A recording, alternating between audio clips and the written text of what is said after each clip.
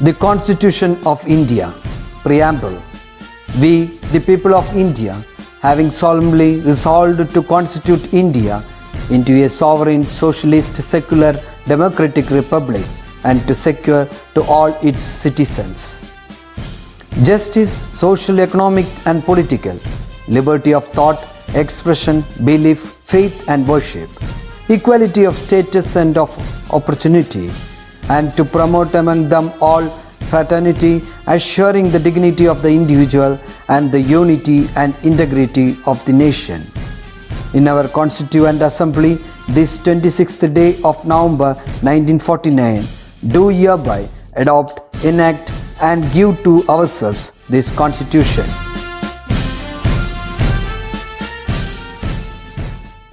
Welcome back, my dear 6th standard children. So how are you all? Now that we are into the 6th chapter, that is food for health, hope you are all aware of the importance of food that we consume every day. How about your food habit? Do you have a smart food habit? There is a quote which says, "You are what you eat." So children, shouldn't we be more careful about our food habit? The food we consume may be the safest and the slowest form of medicine, or it may be the slowest form of poison. So we should be very careful about our food habit. Do you remember the food chart we had in our school diary backside? Yes, even though you are staying back indoors, children, make it a habit that you follow that food chart. Previous 2 classes we were discussing about the nutrients that are present in the food that we consume. We discussed about carbohydrates, proteins and fat. Today we are going to discuss about the 4th nutrient, that is vitamins followed by minerals. ICMR, that is Indian Council for Medical and Research, it says that an average adult Indian should consume 295 grams of vegetables per day. But we Indians, we consume only 135 grams of vegetables. How about an adult in Kerala? Very pathetic. An adult in Kerala consumes only 50 grams of vegetables per day. Isn't the situation pathetic? Why should we consume 295 grams of vegetable? What is the significance? Because these vegetables are the ones which are going to provide us the essential vitamins that are required for our body. There are different types of vitamins. We are going to learn that one by one using an illustration that is given in your textbook. Shall we move into that? Look at the illustration. We have a wheel cart here, right? Have a closer look. Actually, what are the vitamins given here? Vitamin A, B, C, D, E and K. But there is a partition here with a red line. B and C comes under one group, whereas A, D, E and K come under another group. Vitamins B and C, you can see they are easily soluble in water, whereas vitamins A, D, E and K, they are soluble only in fat. I hope you understand the importance of consuming fat now. While we were studying about the nutrient fat, I told you that some vitamins will dissolve only in fat. So these are the vitamins which dissolve in fat. That is why we are advised a small amount of fat for the smooth functioning of our body. Right? Now we are going to have a closer look into these vitamins. Why are they very important for the growth of our body, and from where do we get these vitamins? Shall we move into vitamin A? Yes.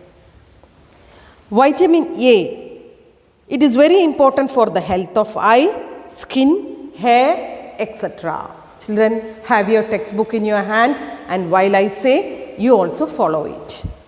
From where do you get vitamin A? Carrot, amaranthus, milk products, liver, pea leaves, taro leaves, moringa leaves. Look at vitamin D. It is synthesized in the body from sunlight, that is milk products. Vitamin D is usually got from sunlight.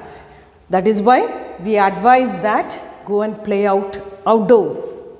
That too early in the morning, between 7:30 to 8:30 in the morning and 4:30 to 6 in the evening. The sunlight during these hours are very good for our body, and they help to produce vitamin D.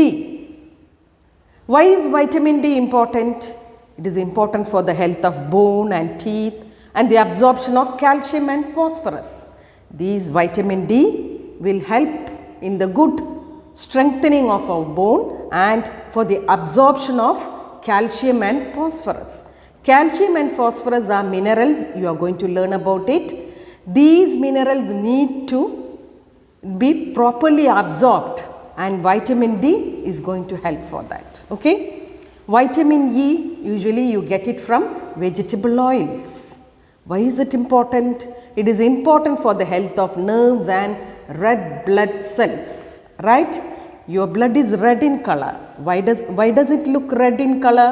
Because it has got red blood cells. Look at vitamin K. You usually get vitamin K from cabbage, amaranthus, cauliflower. Why is it important? It helps in the clotting of blood in wounds. Suppose you are playing in a PT period, you fall down, you have an injury, small injury, and blood is flowing, right? It is coming out, blood is coming out. Will it come out throughout the day? After some time it has to stop, right? Otherwise what happens? All the blood from your body will drain out. So it has to stop after 2 or 3 minutes. So that stopping of blood is called as clotting of blood. So here vitamin K enhances the clotting of blood. Okay. So vitamin A, D, E and K are those vitamins which dissolve in fat. Please remember that, children. Now we will move to vitamin B and vitamin C. Vitamin B we usually get from bran of cereals. What is bran? Tavadu. അരിയുടെ നെല്ലിൽ പുറംഭാഗമില്ലേ ആ തവിട് എന്ന് പറയും. അപ്പോൾ all the cereals have this bran.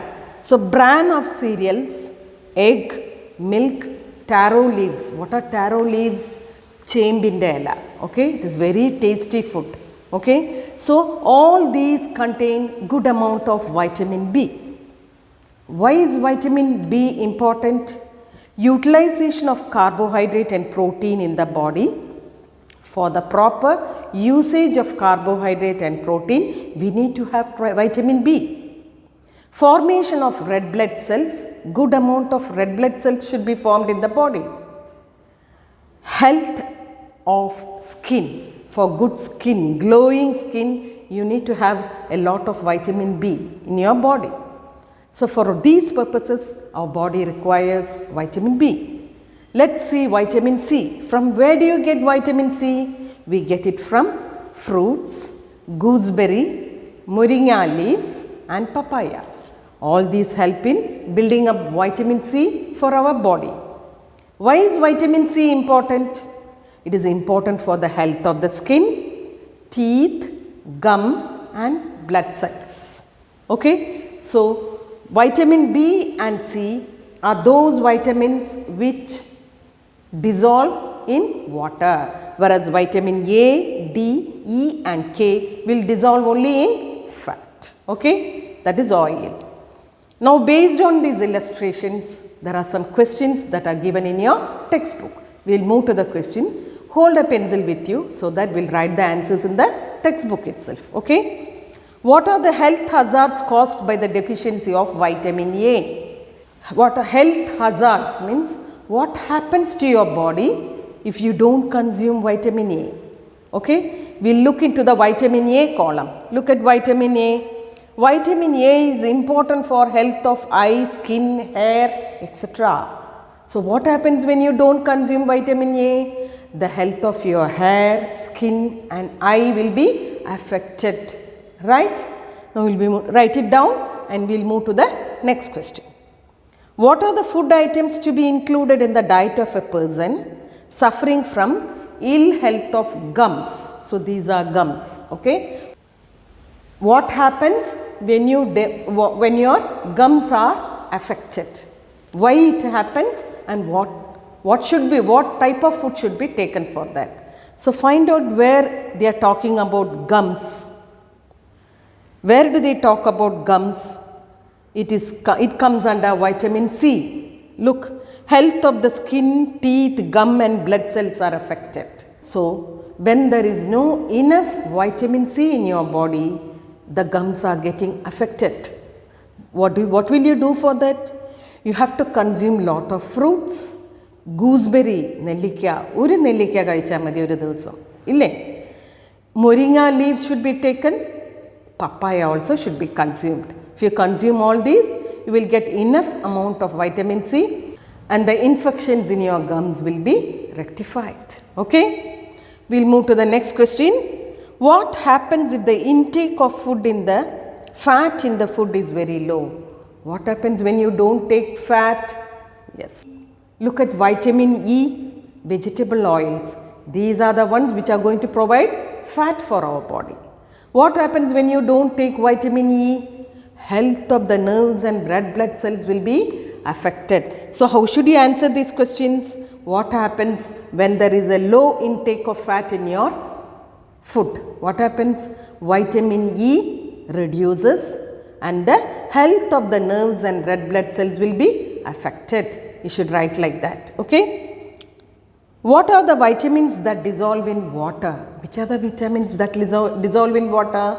Vitamin B and vitamin C. Infants who have not started taking food items are exposed to mild sunlight for a short time. Why? Usually you can see in hospitals, newborn babies, they are covered with white towel. After some time you can see grandparents taking these babies and coming out and getting them exposed to sunlight. Why do they do that? Why do doctors prescribe to do that? So that baby gets enough vitamin D into its body. Why do we need vitamin D? Look at the significance of vitamin D.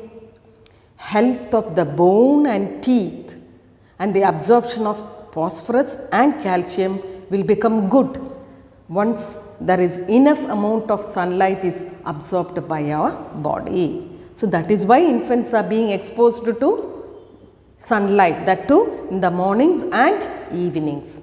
Children, now we have finished analyzing the illustration of vitamins. Now we all are aware of the different types of vitamins and the significance of these vitamins and from where do you get all these vitamins. Now that you are aware, I hope your food habits will also change according to that. Now there is a mother in your textbook who says something critical. We will read that. I wash the vegetables thoroughly after chopping and then drain out the water. Children, is it correct? Children, do you think what this mother says is correct? Have you observed at your homes? Does your mother chop vegetables before washing or after washing? We already know that some vitamins dissolve in water. So what happens when you wash vegetables after chopping? Naturally, these vitamins will dissolve in water and when you consume these vegetables after cooking, there are no vitamins, right? All the vitamins have dissolved in water. So make it a point that you have to wash the vegetables before chopping, right? So from today onwards, observe what happens at your home and if it is wrong, advise your parents or your mother to wash the vegetables before chopping. Okay? One more thing is that if not kept covered, observe how these vegetables are cooked. If these vegetables are cooked without covering, then also these vitamins will escape out in the form of steam. So vegetables should always be cooked by covering. If you cover it, yes, the vitamins will dissolve in steam, but again they are falling back into the vegetables. So, at least some amount of vitamins will enter your body, right? So, two things are very important when you cook vegetables. The first thing is you have to wash these vegetables before chopping, and number two, when you cook these vegetables, it should be covered and cooked, or else what happens? These vitamins which are soluble in water will escape in the steam. So, children, I hope you are well aware of the vitamins, the significance of vitamins and the sources of these vitamins. Okay? Now, we will move to the next nutrient, that is minerals. You can see a picture. A doctor is talking to a mother regarding her daughter. Your daughter is anemic, give her plenty of leafy vegetables. How is anemia cured by leafy vegetables? What is anemia? Anemia is a state where there is lesser amount of or reduced amount of HB content in red blood cells in your blood. Okay? So, children, now we are going to discuss what happens when there is a deficiency of these vitamins and minerals in your body. Okay? From where do you get these minerals? What happens if there is a reduced amount of vitamins and minerals in your body? There are some minerals which are very, very important for your body, and these minerals are listed in your textbook. We will discuss that. Okay? See, look at this chart: iron, calcium, phosphorus, sodium, iodine. So, these are the 5 minerals that are very, very important for our body: iron, calcium and phosphorus, sodium, iodine. What is the significance of iron in your body? Iron is very important for the synthesis of hemoglobin in blood. Leafy vegetables, seed of pumpkin, horse gram, jaggery and liver, these are the sources of iron. Okay? So, next mineral is calcium and phosphorus. They are very important for the formation of bones and teeth and the functioning of muscles and nerves. From where do you get calcium and phosphorus? Banana, tapioca, yam, chena, leafy vegetables and milk products. These are the sources from where you get calcium and phosphorus. The next mineral is sodium. Sodium helps in retaining water content in the body. Your body is made up of 70% of water and it has to be maintained, and this is done by the mineral sodium. From where do you get sodium? Common salt. Common salt should be taken in only in required amount. Okay? The next mineral is iodine. Why do we need iodine? For the proper functioning of thyroid gland. Where is your thyroid gland? Somewhere here. It is in the shape of butterfly. It comes here. Okay? And for the mental development, for good mental fitness, we should have enough amount of iodine. From where you will get iodine? What are the sources of iodine? Seafoods, iodized salt and the head of sea fish. So, mainly seafoods are the one which provide iodine. Now, based on this chart, we will have some questions here. The deficiency of which element causes anemia in a child? Now, tell me children, where is red blood cells required? Synthesis of hemoglobin in blood, right? So, if the hemoglobin amount reduces in blood, you become anemic. Usually when you go to doctor does like this and see, isn't it? He will move the eyelids back and check. Why is a doctor doing that? To find out whether there is enough amount of hemoglobin in blood. So, by doing that, doctor can easily say that, looking at the paleness of the eyelids, doctor will easily say there is enough hemoglobin in blood. If there is no required amount of hemoglobin in blood, you become anemic. So, how do you cure that? leafy vegetables, seed of pumpkin, horse gram, jaggery and liver. If you consume all this, you will get enough amount of hemoglobin in blood. So, the deficiency of which element causes anemia in a child? Which element? Iron. The answer is iron. You can note it down, children. What are the health hazards caused by the lack of leafy vegetables in the diet? When you don't consume leafy vegetables, what are the health hazards? Hazard means dangers. What happens to your body? When you don't consume enough leafy vegetables, there is deficiency of iron, calcium and phosphorus in your body. What happens? You will become anemic, the strength of your bones and teeth will be reduced, the functioning, smooth functioning of muscles and nerves will be affected.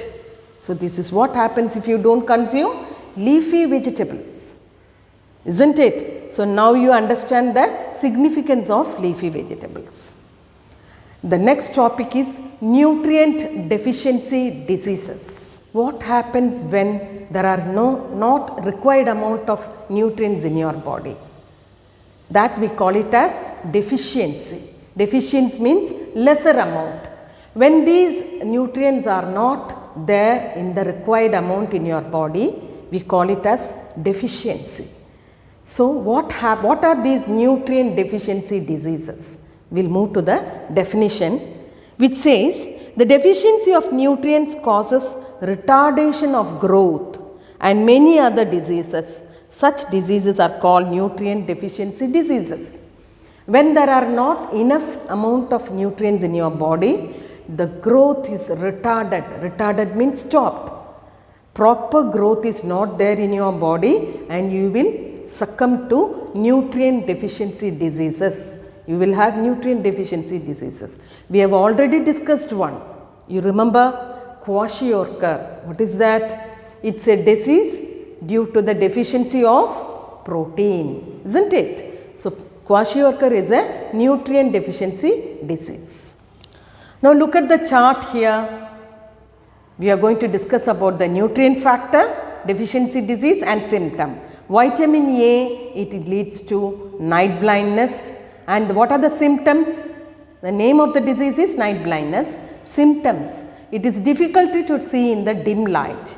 Vitamin B, if it is deficient in your body, you will get mouth sores, vaaypunnu, okay? And you will have lesions in the mouth, kurugal varum vaayil. Vitamin C, if enough vitamin C is not there in your body, if vitamin C is deficient in your body, you will get a disease called scurvy. Pus and bleeding of gums will be there, okay? Vitamin D, if vitamin D is deficient in your body, you will get a disease called rickets. Your bones will become brittle and bent. Brittle means soft. Pottan sadhyadayulla oru ellayi maarum. If your body doesn't have enough amount of iron, if iron is deficient in your body, you will get a disease called anemia, where the symptoms are lack of blood, paleness, you will look pale. When the nutrient factor iodine is deficient in your body, you will get a deficiency disease called goiter. What happens? You will have swelling in your throat, that is called goiter. Now, we have studied the importance of nutrients, nutrient deficiency diseases and their symptoms. So, what all things did we discuss here? Under nutrients, we discussed 5 major nutrients: carbohydrates, proteins, fat, vitamins and minerals. We also studied the importance of these nutrients for the growth of our body. And we also, now we are aware that from what are the sources of these nutrients. From where do you get carbohydrates? Which food provides proteins? From where do you get minerals? Minerals are of 4 types. Which are they? Iron, calcium and phosphorus, iodine, sodium. Vitamins are 6. Vitamin B and C are soluble in water. vitamin A, D, E and K, which are soluble only in oil or fat. Fat, we know what is the importance of fat.